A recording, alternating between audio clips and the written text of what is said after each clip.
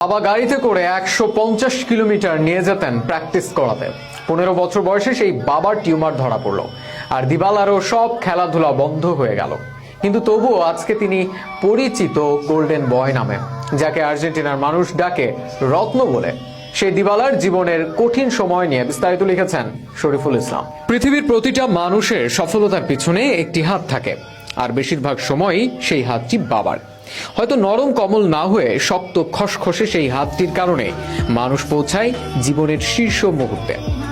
দিবালার বাবাও তেমনই একজন বাবা। দিবালার ফুটবল জীবনের শুরু স্পোর্টিভয় কর্দোভার অন্যতম বড় ক্লাব ইনস্টিটিউটে অনুশীলনের প্রস্তাব পেয়ে 10 বছর বয়সে সেখানে যোগ দেন তিনি। শুরুতে বাবার সঙ্গে প্রতিদিন বাড়ি থেকেই অনুশীলন করতে যেতেন। বাবা ছেলে প্রতিদিন যাওয়া আসা করতেন 150 কিলোমিটার পথ। প্রতিটি দিন যেন ছেলের ফুটবলার হওয়ার স্বপ্নে বিলিয়ে দিয়েছিলেন বাবা। সেই স্বপ্ন তরিতে হঠাৎ করেই টালমাটাল হয়ে যায় এক ঝড়ে। আদলফোর শরীরে টিউমার ধরা পড়ে, থমকে যায় অনুশীলন। দিবালার বয়স তখন 15, অপেশাদার ফুটবল থেকে পেশাদার অঙ্গনে এগোনোর সময়।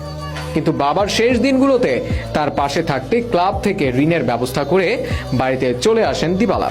2017 সালে ভ্যানিটি ফেয়ার ম্যাগাজিনকে দেওয়া সাক্ষাৎকারে দিবালা বলেছিলেন, বাবার মৃত্যু আমার জন্য ছিল অনেক কষ্টের। ফুটবল প্রায় ছেড়েই দিয়েছিলাম। সবসময় আমি তার কথা ভাবি এবং আমার সব গোল তাকে উৎসর্গ করি।